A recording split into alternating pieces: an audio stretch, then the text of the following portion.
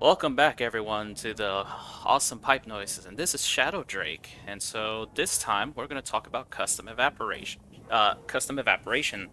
chambers. Now, I got two I got two of them to show to you, and that's because the thing with evaporation chambers is you can have the evaporation happen in the gas pipe or the liquid pipe. And pretty much the reason why you can't have condensation chambers do it in either or is because liquid pipes cap out at 6 megapascals of pressure.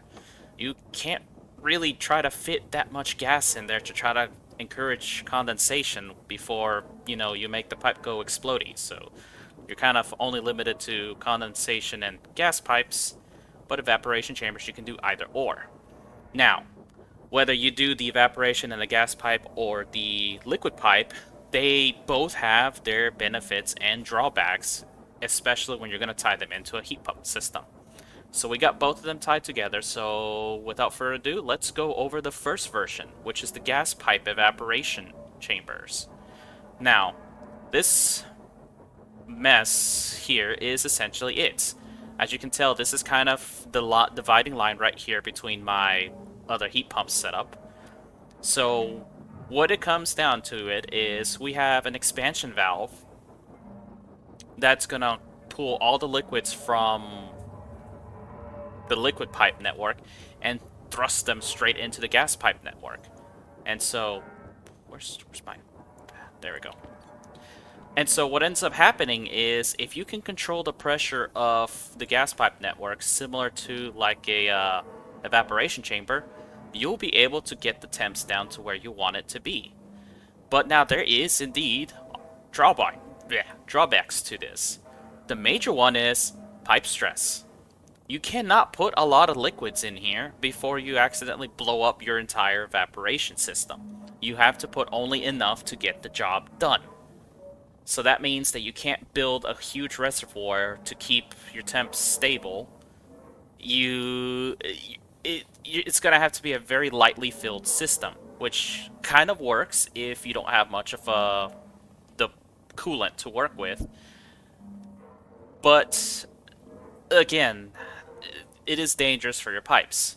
Um, the second drawback would be when you control the pressure here, you're either going to be controlling it by a back pressure regulator, which honestly would be the easiest thing to do, or some kind of logic controlled pump system.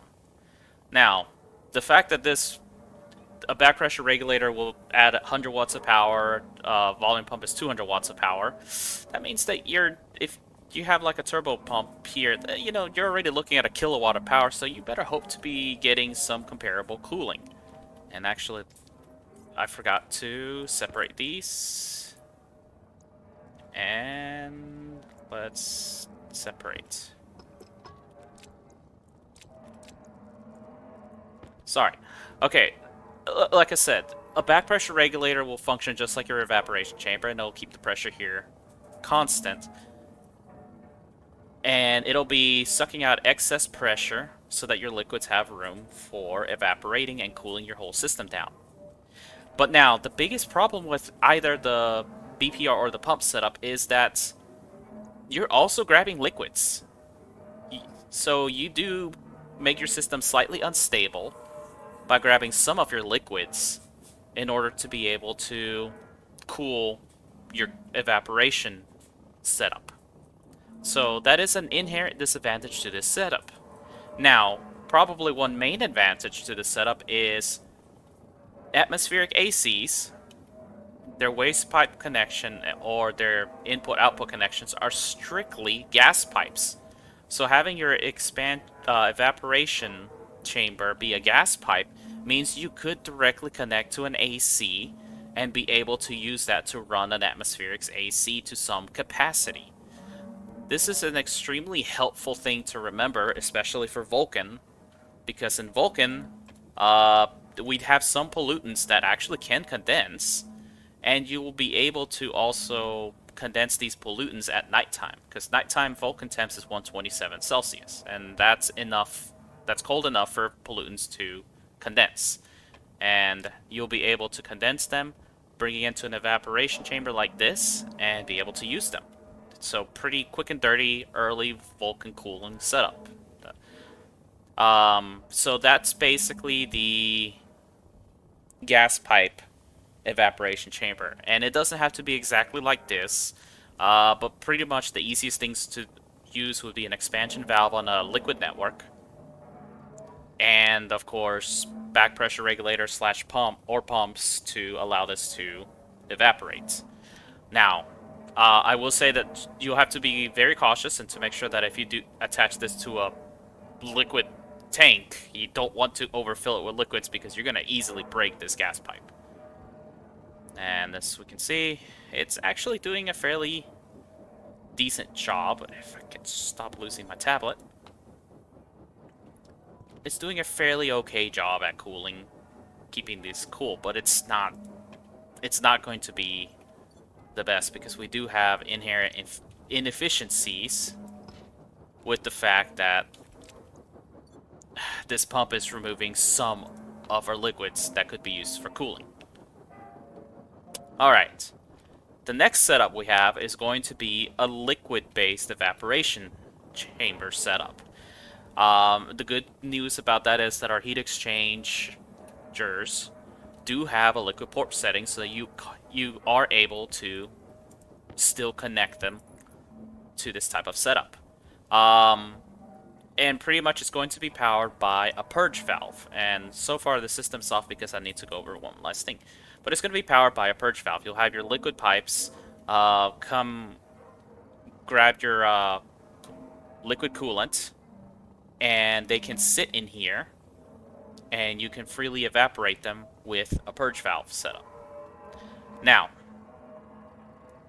one of the main advantages over the gas pipe network is, of course, you can fill this thing sucker full of liquids. And it can be a great buffer for temperature management. You don't want to overfill this because your system will work slower, because the less volume there is for your gases, then that means the less overall liquids will evaporate to cool down the whole system. Let's see. As this purge valve pulls pressure and gases out of here, you're going to want to make sure that this gas pipe network for that purge valve is as empty as possible.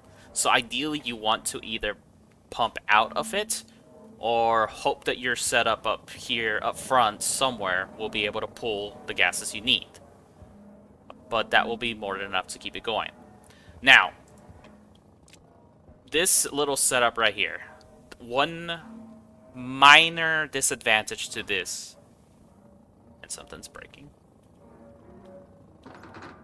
Oh, what's breaking? Oh, you. Whatever. Stop breaking.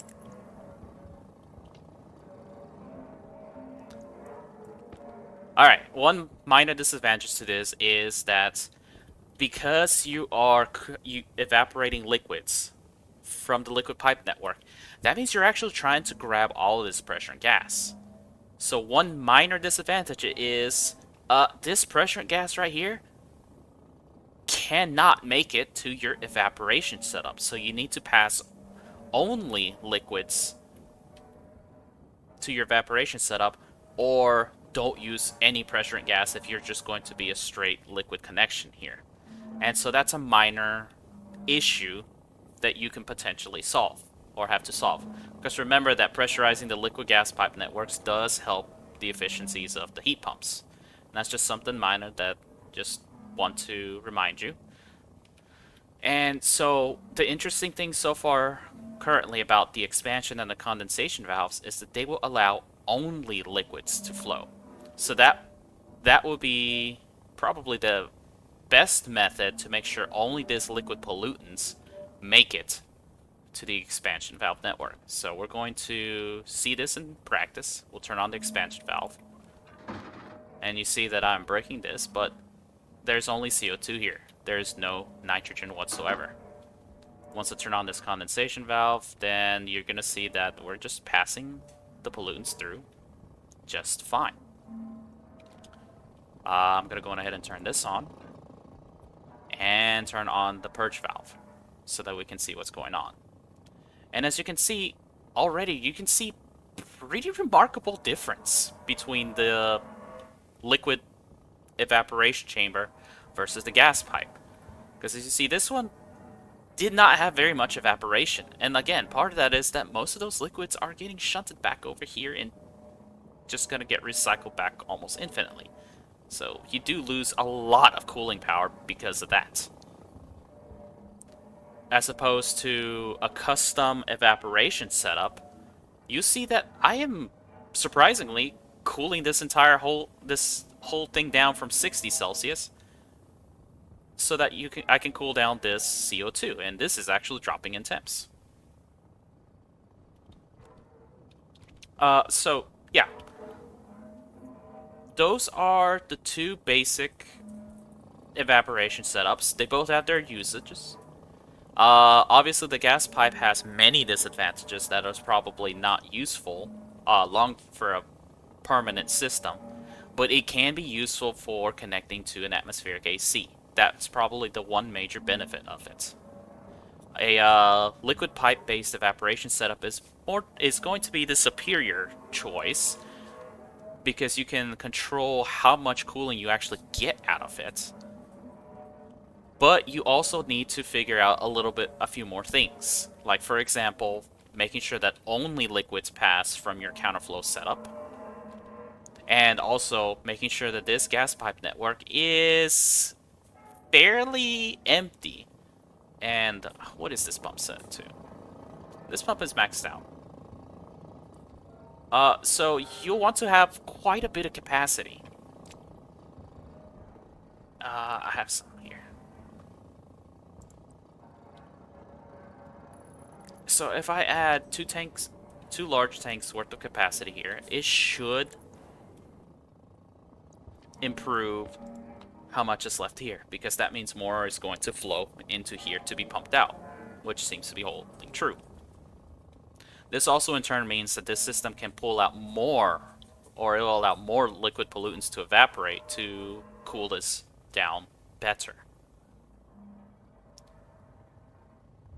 And again, the major benefit of both of these being custom is that you can fill them with more coolant, but you can also add utility pipes, insulated utility pipes to different parts of the system to help improvements. Now, I'm not a huge expert. Wow. I'm not going to be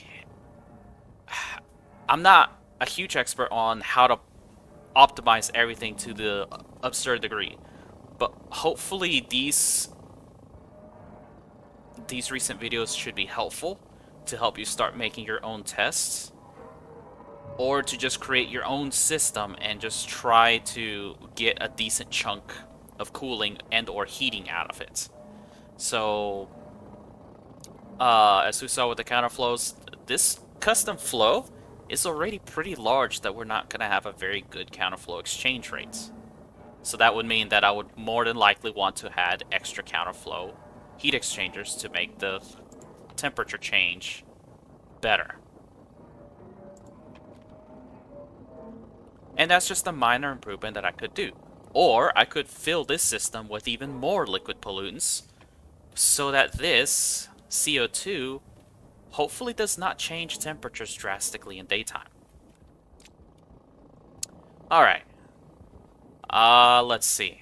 Hopefully that covers things for you, and you'll be able to create your own custom evaporation chambers. Again, this is just one design that I tend to use.